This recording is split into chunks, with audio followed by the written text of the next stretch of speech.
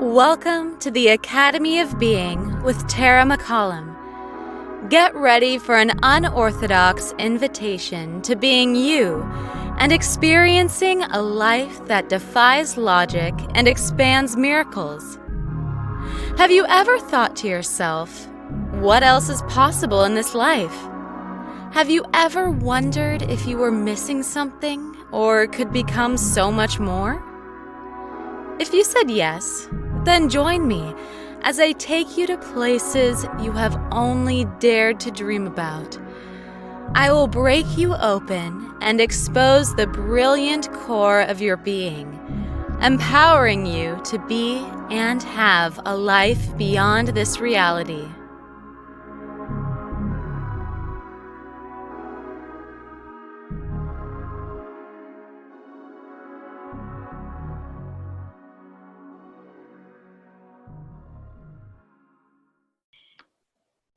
Okay, hi everyone. Thanks for coming back to the Academy of Being. And today I'm really excited to be able to bring Meka Hemmons to you, aka Spider Meka. I love that. I need to come up with some kind of cool name for myself other than Mom. You're as cool can be, Tara. Thank you. So Meka is a contemporary portrait photographer. And that really just doesn't describe who she is and what she does in this world, but we're going to allow it to be the title for today. She used to work and be submersed in the photo world with celebrities at Harpo Studio, and now brings this celebrity out in each of us by showcasing our inner power. So today we're going to go beyond and into what she does, but really I want to dive into who you are, Meka, so that people can connect with that. Because here at the Academy of Being, it's so important for me to showcase people who are being the essence of who they are in the world, because that is what I believe changes the world. And then we get to show up in different purposes and in different doings. But just the way that I feel when I'm with you and every time I speak to you, it lights up my world. And I know several other people it feels like that with. So I wanted to bring you to the podcast so that people could experience your vibe, experience who you are and how you are in the world. And sometimes that's not loud. Sometimes it's the subtle presence that is so powerful. So we're going to dive in kind of deep to start. And I just want to ask, because it is about being, did you ever struggle knowing who you were and how to show up in the world? Seriously, right out of the gate, you go for the jugular. I was raised by an amazing mother, a great father figure, who both of them, right from the beginning, they really instilled a sense of independence and being with their daughters. I come from I'm fifth in the line of 6 girls. Oh, wow. Yeah. And they're 10 years apart from me and number 4. So why they decided to try for a boy and I'm the one that came out, that's another podcast for you. But in the meantime, I learned from them to not doubt who I am and to really stick to my beliefs and to go for what I wanted, as long as that was good and pure and intentional and things like that. So to answer your question, absolutely. I did have a point in my life where there was an intense amount of who am I and why am I here? I don't blame it on my parents at all. I just, all parents, I feel like, raise their kids to the best of their ability. So not once do I ever blame my parents for anything that happened to me in life. Just so I just kind of feel like life brought me to a point where the things that I felt really secure and safe in started to be questioned by me. Things started to become bigger in my world than the books that I was learning about the world contained it to. And by that, I mean culture and people and God and the universe and all these things. It wasn't confined to a book or 4 walls anymore. So I started to question all the foundational things that I grew up with. And that was super intense. And I remember I was in my mid-20s and the things that were happening around me did not make sense. I didn't think that because of what I had done in life, that this is where I would be right now. The equations didn't make sense. 2 and 2 is supposed to be 4. Why am I on negative 83? You know? Right. So I remember that moment, and I remember not knowing who I was and being really scared and frightened and not knowing how to move out of that square. Yeah, I can totally resonate with that. And I love the fact that you're like, wait a minute, I just need to put it out there right away. I'm not blaming my parents. This is something that happened to me. And honestly, like from what I can feel from you, it was like an awakening of something greater that your spirit was asking to bring to the world. So as you looked around and you said, gosh, I don't fit here, like this isn't my foundation anymore, what is? You began to awaken maybe new things that didn't even exist before your question, which is like earth shattering, like gives, you know, like you can feel it quake inside your body, like what is going on? I love your description. That's exactly what it felt like. It was 180 degrees. I'm upside down. What the hell is going on? This does not make sense. Who am I? What is this? All that. It was terrifying. Absolutely terrifying. And I wonder if you sat a while in the soup of why is this happening? Why do I feel this way? That's a super interesting question, because I feel like the answer is I didn't sit in why very long at all. That was such a short moment. What I remember even more clearly is before that why, I was resistant to change. I didn't want this. I felt the transformation coming and I didn't want it to come. Because the way my brain was working back then, it was like, no, this is the rules. I'm following the rules. This is right. There's no reason I should veer from this path. This is where I'm going. So then when these questions started to come, I kept pushing them. That's not for me. I'm not supposed to do that. And then when the fall came, I was only in why for a very limited time. And then I gave in.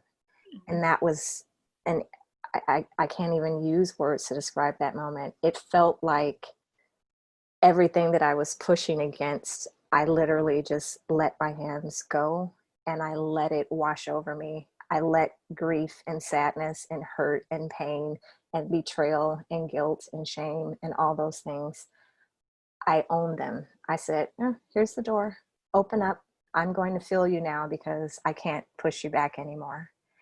Yeah. And I made a conscious choice to sit in that. Not questioning why, but just accepting that this is where I was right now, knowing that as long as it took for me to move out of that space was as long as it was going to take for me to move out of that space. There was something about that moment where I knew I wasn't going to be there for very long. It actually took another 6 years. Relatively, you can, say for yourself whether that's a long time or not, but I just allowed myself to be there because I had never let those feelings in before. So it was like, okay, this is what I need to do right now. Just be here and feel these things. Yeah. I love that because I think a lot of people can relate. I can definitely relate to the clinging to the right and the good, the safe, right? And like being that good girl and being the one who's approved of. I mean, I definitely lived all of that. But it's interesting because as you describe where you went, there was like an awakening of vitality and emotion. Whereas before, I don't know that you felt it or I even realized I felt it. Like there was a clinical, like non-feelingness to the good, the right, like it was really like, if I do this, like it was like, where's the prescription? Let me just follow the prescription, the prescribed path. And then after that, like there was no prescribed path. And so you had to feel your way through. Which, absolutely. how are you with feelings these days? Or if we're jumping to these days, you caught me on a really good day, and a good part in life. I feel amazing right now because of, and I know that's so weird to say, we're in the middle of pandemic, but just before the call, I was, talking to you casually about how I am separating pandemic and sorrow and grief and all the feelings of the world from what my personal space is doing right now. And I can't help but be incredibly grateful and appreciative of the space I'm in right now.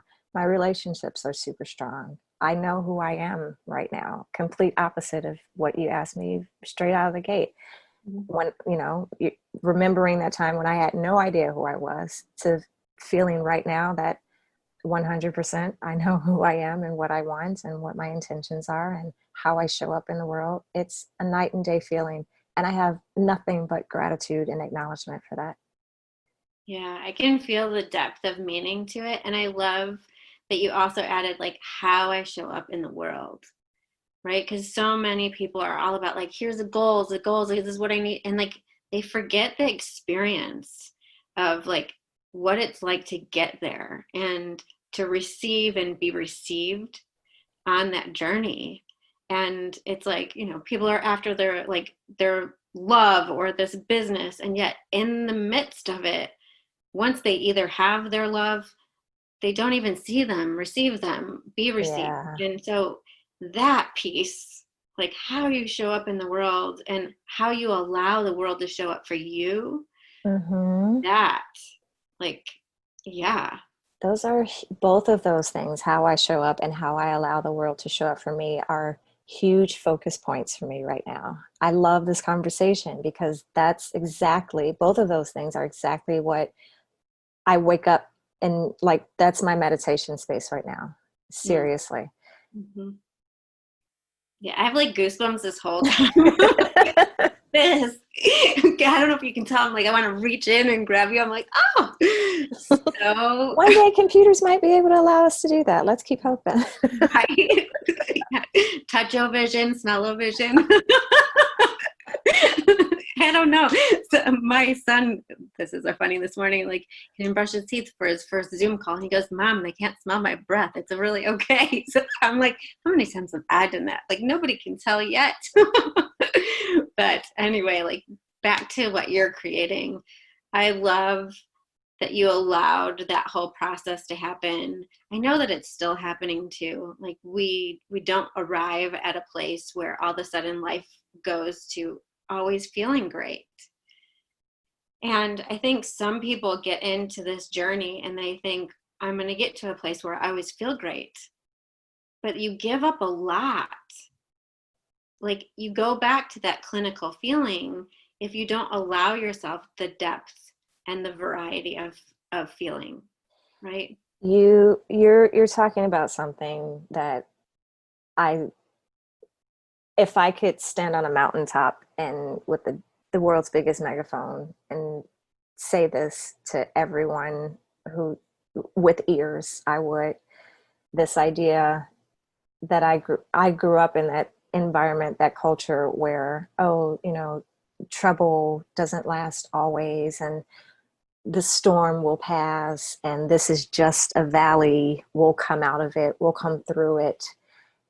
These concepts are so harmful for us, I feel like, because they present those parts of life as if there's something to avoid, as if there's something to overcome, and you're never going to go through it again once you're done. They present as something that is so suppressive, depressive, that it's bad, and we attach all these negative connotations to it. When in reality, what my life has shown me is that it's not bad, it's not negative, it's not something to wish was over or that will end and never repeat itself. It's part of life. And it's to be appreciated for all the lessons and the emotions and the things that we feel and learn and discover and attach and connect and grow from, just as much as the good things. And once I learned to see life as a whole like that, a lot of things changed. Right? It changes your perspective. It changes that whole experience. Like, I had a conversation this morning with somebody who just lost her dad. And, her lovely husband is trying to help her to make her feel better. And she's like, I just want to be in this. Yeah. And I said, I get that. And I said, there's a beauty and an honor in feeling the pain of loss. Like, it feels good to feel the pain of loss, because like, it honors the depth at which that person carved their way into every ounce of your being. Those are great words. I could not agree more. So it's like honor that, and and allow the ebb and flow, right? There's going to be moments where you like move into joy and laughter, and then you might flow back into that space of despair. Like, embrace the fullness of it. It's a flow, not an obstacle course that you're just, It is not linear that we've been taught to believe. It's all connected, and you find yourself in places, but it's a difficult concept. It's not easy, but we really are connected, in everything that we do and touch and say and feel are connected, and it does help a lot to know those things when life isn't treating you so fun.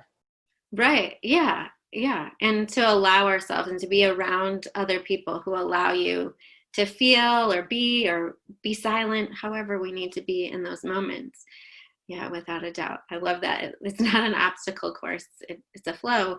And not only that, the flow, it's 360 3D, because for sure. I don't know if you feel like it. When somebody says to me, how are you doing? I'm thinking, I could give you about 50 different answers right now. Over here, I'm jumping up and down. I'm fantastic. Over here, I want to cry and stay in bed. So I'm not sure which answer to give you. So fine. Like, doing just fine. Yeah. I give people the once over, like, okay, how are they? Do they really want to know how I'm feeling? Or is this just, they just want to general, I'm fine. Right. But I mean, it is like, there's also like a myriad of things. Like, I'm not just one of those. I know you're not just one, right? It's like there's so many layers to what we're experiencing in every moment that we can't even comprehend it sometimes. And it's a beautiful thing that we're beings that can do that. Mm-hmm. It is all of our superpower. It is. It is. And so I want to go into what you do, because I really think, and if anybody wants to take the time to go to your website and look at spidermeka.com, please go there, because it's just a different space of experiencing other human beings. And I really think what you do with your photographs is you help people to see themselves and to rise into being more of who they are, just by the fact that you already see them. You must walk into a room and like have this superpower of seeing beyond, and then going, okay, if we do this, this, and this, like, it will actually showcase what you need to see. And I mean, I know you also do like professional work photographs and intimate photographs, but there's something else that comes through all of those that is deeper than just professionalism. So, like, how did you take the journey of where you were and then bring this to other people? Can you put that into words? I don't even know. Can you do it? I wish everyone really could see your face at that moment. You're like, can we do this impossible thing? I just talked about how life was not really linear. And then you asked me this question, and I feel like it was, the way that I describe it is when I decided, when I said yes to photography, to portrait photography, it was almost as if I could look behind me and see all what I thought was just chaos and destruction of my life. And instead, what I started to see were perfectly executed puzzle pieces that fit so beautifully inside each other that laid a foundation in the path to where I am right now. And here come the tears. I know, I can feel it in my body. I'm like, I'm trying not to cry. So. I was in that horrible place that I described at an institution that on the outside was so special and so magical to people, but inside I was literally dying, Tara.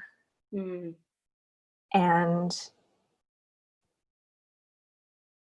there was something calling me from portrait photography that said, this is the answer, not only for what you're feeling, but the answer for what is hurting so many other people right now.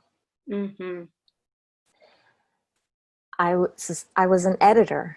I, quote unquote, fixed the images, what people thought were wrong with them. Mm-hmm.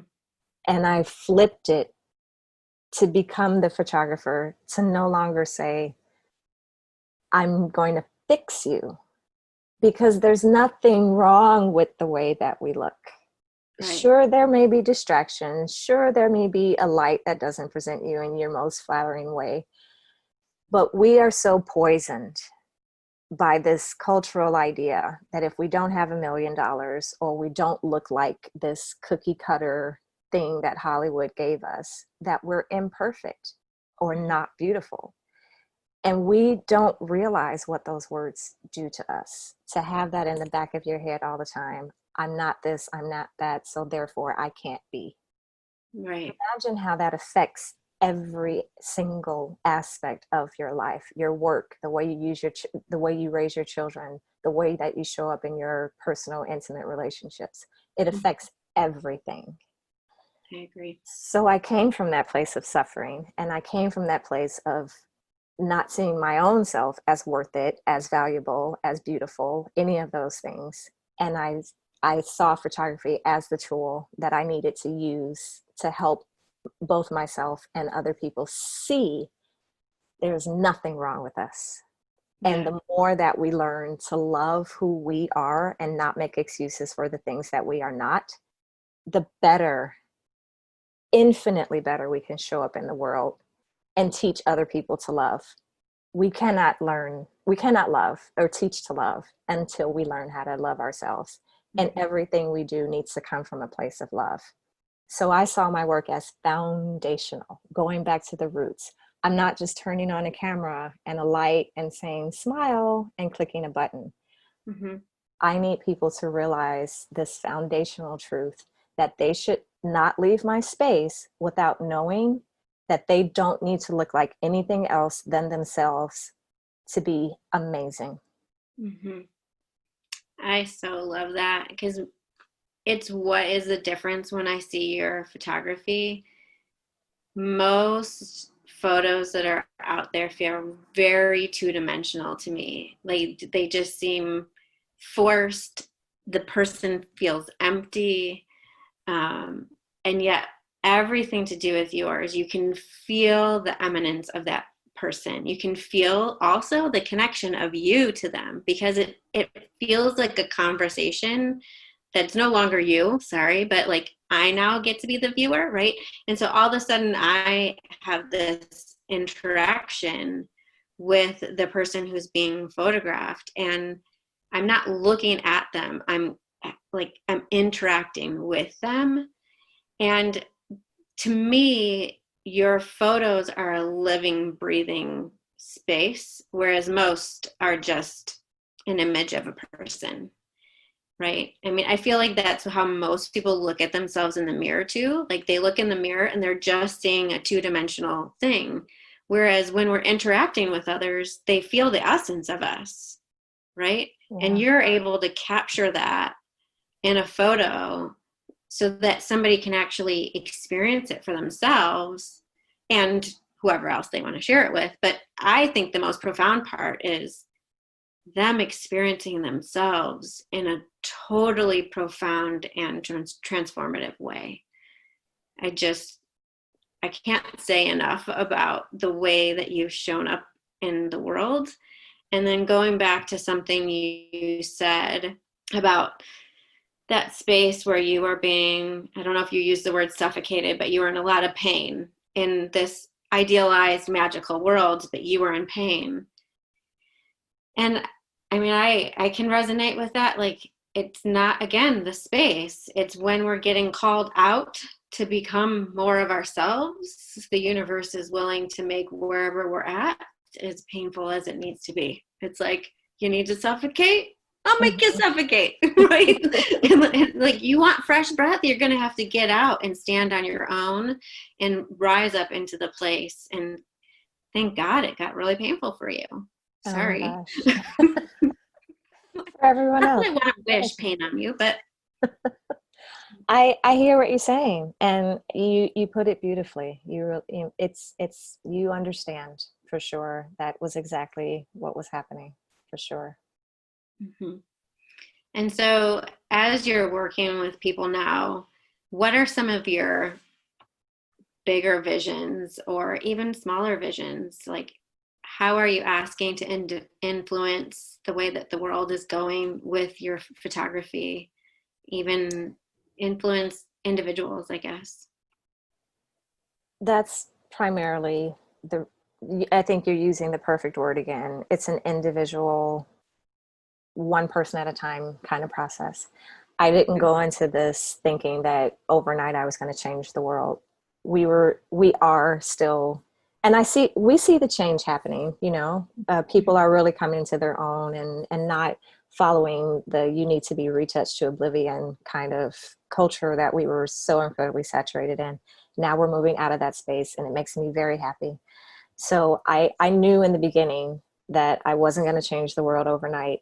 However, I very intentionally accepted this idea that one person at a time could leave my space and think and see differently about themselves. And I was okay with that, because that one person teaches someone else, and that one person teaches someone else. And it's a spread, and it's a foundational spread. It wasn't a fleeting thing. It's something real and tangible. It really is a transformation. You see yourself in a different light. You have a different set of beliefs when you leave this space. And Yep. to me, that was incredibly valuable, necessary, and worth doing.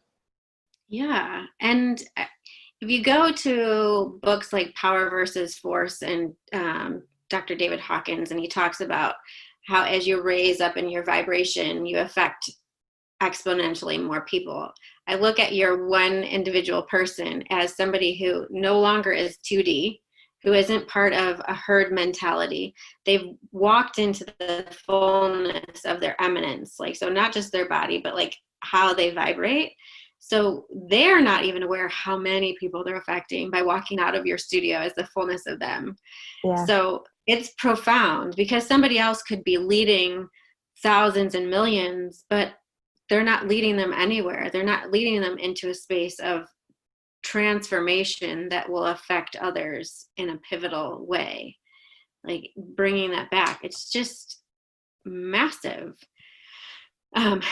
So going from there, I know that you have different projects, but the one project that is so huge to me is, and I want to say it properly, maybe you need to say it. I'm like, the it's 100. a tongue twister. The Right? 100. We can call it that. Yeah.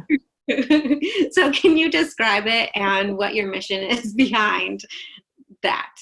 So the long name of the 100 is 100 Portraits of Power. That is a tongue twister. I realize that. I apologize now for people who are reading the book cover.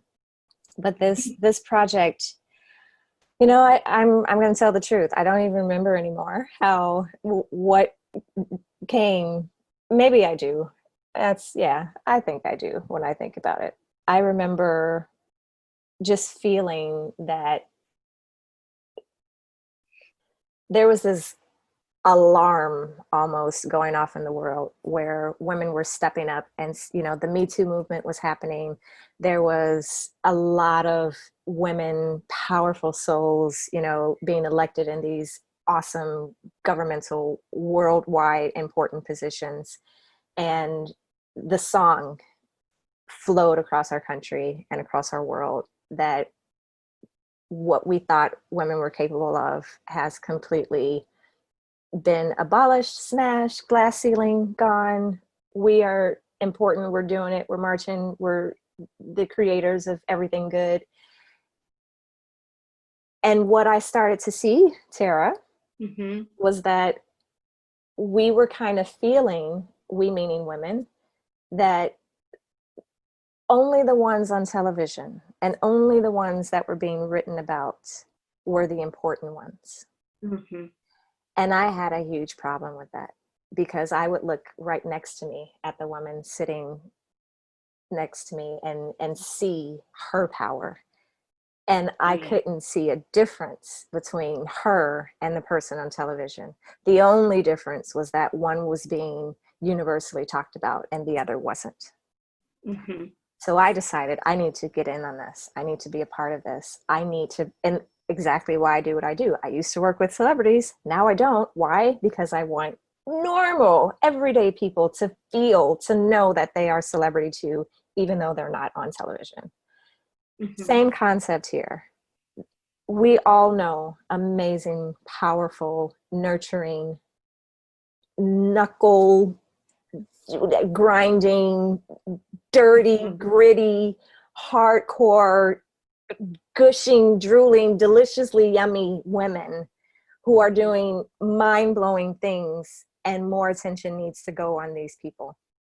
So I'm collecting this book, and it is called 100 Portraits of Power, because these everyday women who are magical in their own right for all the reasons, we are redefining what power means. Too many of us put power inside this box and think that it's something far away and unattainable.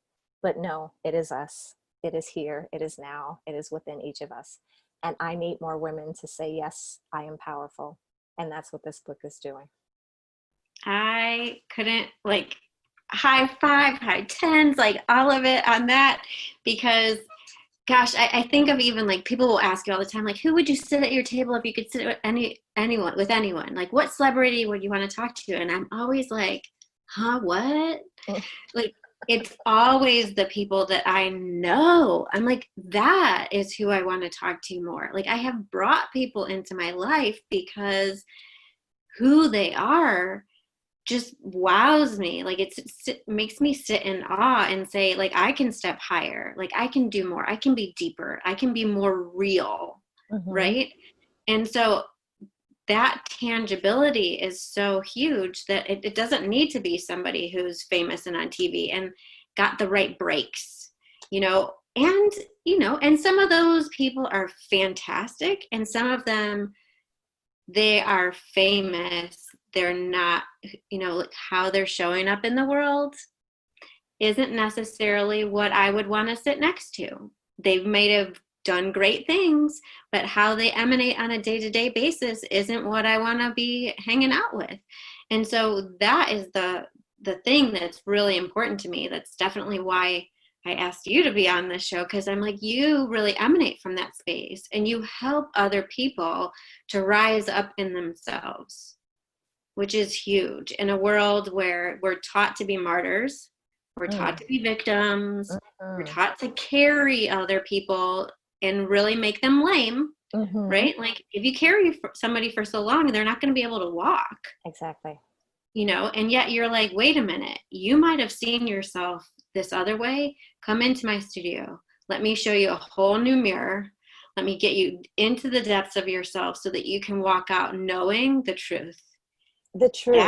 Thank you for saying that word. The truth about yourself. 100%.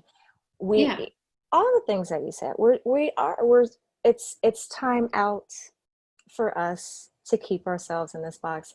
It's so taboo. You can't imagine how many people have come up to me and said, Meka, I hear about this project. I think it's beautiful, but it's always a but I can't call myself powerful. Oh, why is that? Excuse. The definition, I don't feel like it. Other people are doing more than me. I'm too fat. I don't photograph well. I don't know that what I do is that important. All these excuses. I'm so done with those excuses. I need one conversation with you. That's it. We're going to change your world. You're going to be in this book. Right. I so love that. Yeah, it is, we need to redefine who we are, allow ourselves to see, allow ourselves to claim all that we are, Say it because out loud. it's not okay. It's It's not not okay.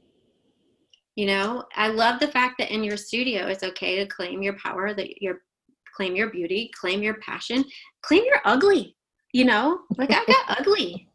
And I don't want anybody to deny me my ugly too. Like, it's like my emotions. I'm like, I got yucky emotions that like I'm snotty and, crying, and I got the ugly cry. And I'm like, that's all me too. Like, I want to be the fullness and embrace it and allow others to see, instead of that whole adage, like, show up as your best self. That's hard. My best self, that's only a part of me, right? All of me is really the best you're going to get, because that's where the depth comes from. That's where vulnerability and connection comes from. If you're only getting my best, there's not a whole lot to connect on. Exactly. It's not the fullness. It's not the all that you talk about. And that you can't really show up in fullness if you don't accept everything that you are.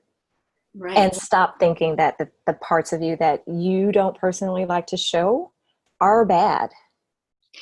Yeah.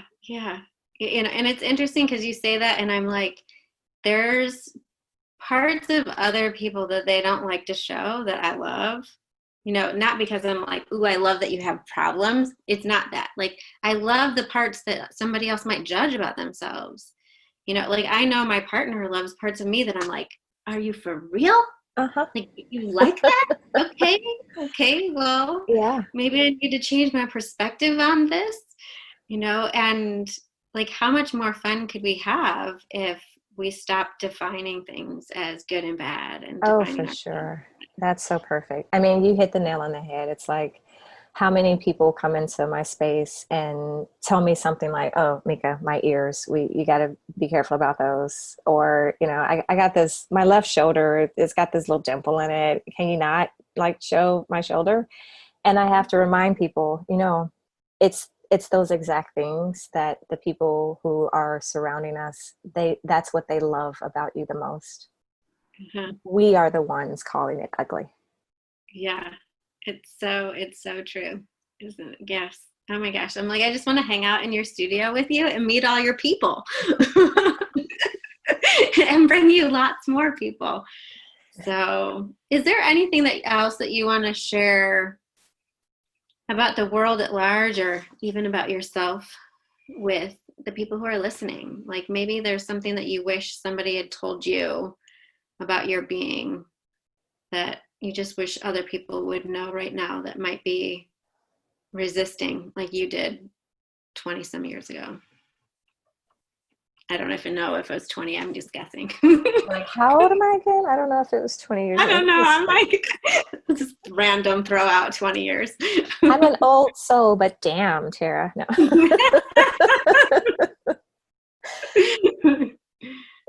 That's a really powerful question. The whole, what would you say to your own self 20 years ago? Or, what advice do you have for other people? I used to say, when I was probably 20 years ago, that sometimes I wish I had a me. I'm a proponent of love and self-care and self-love and treating ourselves with the respect that we each deserve. And I wish I would have had that. Not that there weren't people around me to say those things, but I'm hardcore. Short of grabbing you and shaking you until you get it, I will be the voice in your ear from now until eternity, unfailingly telling you that you are amazing and everything that you think you are. What did I used to say? I used to say, everything that you hope to be, you already are. Everything you want to have, you already own.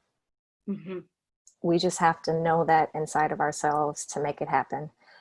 If one day we really were to believe and know the true power of each one of us, this world would explode, blow up, just go insane. You know, we really would all start to glow and levitate and shoot fireworks out of our fingertips, because there would be nothing else, you know, nothing would be impossible. And if I could go back, you know, a few years or so, just to really shake myself and make sure that that was true with every step that I took. Sometimes I think I'd like to do that, but then of course we know life has to happen, you know, for things to really be affirmed. It has to happen for you to really know it. You don't know it until you know it.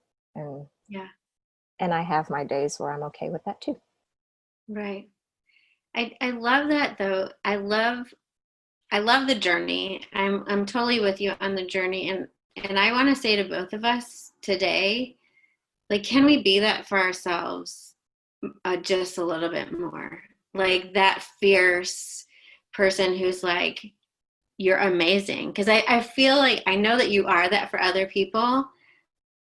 Are you willing to be it even more for yourself? Right? Because I do think for myself, other people, for yourself, we want more of those people to come into our lives. And yet, are we willing to push the button on ourselves and say, when you wake up in the morning, are you willing to be that best friend? Are you willing to look in the mirror and say, I know you're feeling like crap today. I know like this and this and this happened, but you have totally got this. And not only have you got this, but there are people who are relying on you showing up as you in the world, as the tenderness, the vulnerable, the powerful, the magical you, all of that, the messy, right? Like, and so today, all that I am and all those different layers that we talked about, we're showing up. We're going out there because there's not enough people. And so I'm taking you out there, like right with ourselves. I just, like, there's a part of me that wants to take that invitation that you just gave and just really shout it out to people and say, don't always look for somebody else. You know, you did it for yourself. And yes, I know that you have more people who echo that now. But until we're willing to be it for ourselves, the people around us echo those other words that we say to ourselves, right? Absolutely. You know, and so the more that we start to say, you've got this, the more that we get people in our world that go, you've got this, and not only do like, you've got this, but please show up in the world, like with all of their might and being, they want and implore you to move.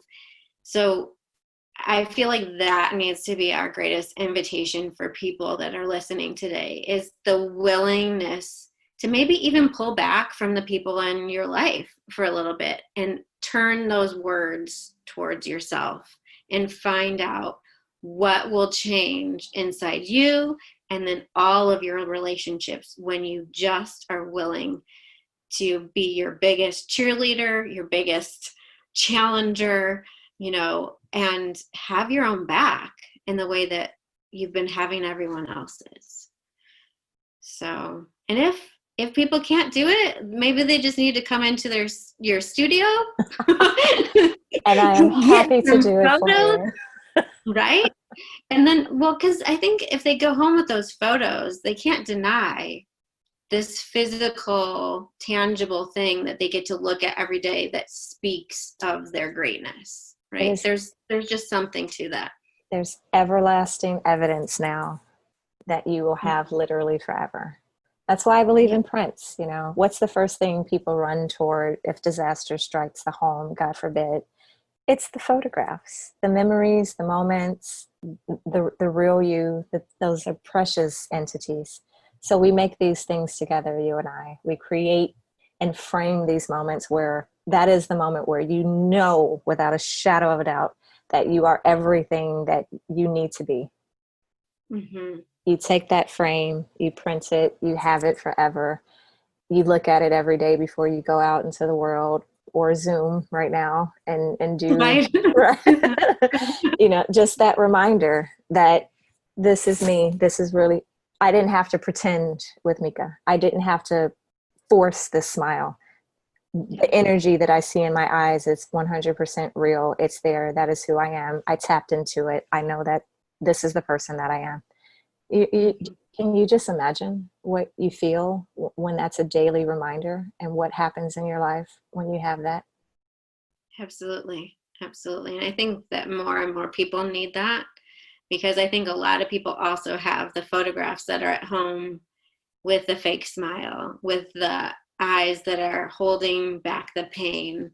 And they need to be invited into that space of seeing themselves without all the stuff, without all the baggage, all the old stories. So thank you so much for sharing your vulnerability, your power, your story, and the way that you're changing the world.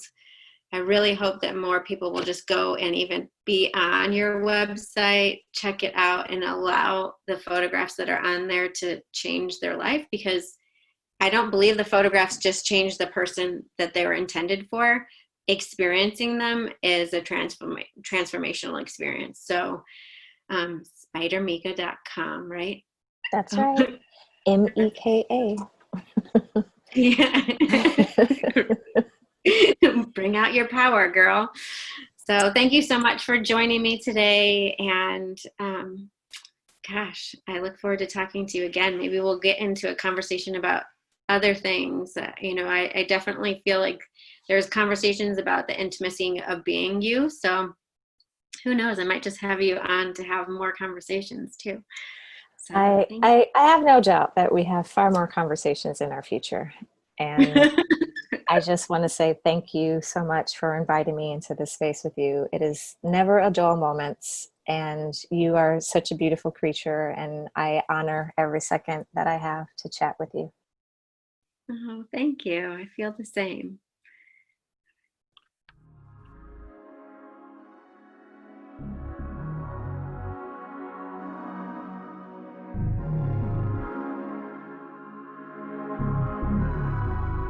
Thank you for joining us for another episode of The Academy of Being with Tara McCallam. You can be a part of creating the shows by sending in questions or comments, as well as sharing what is happening in your life as you apply these principles and tools. Don't hesitate to reach out.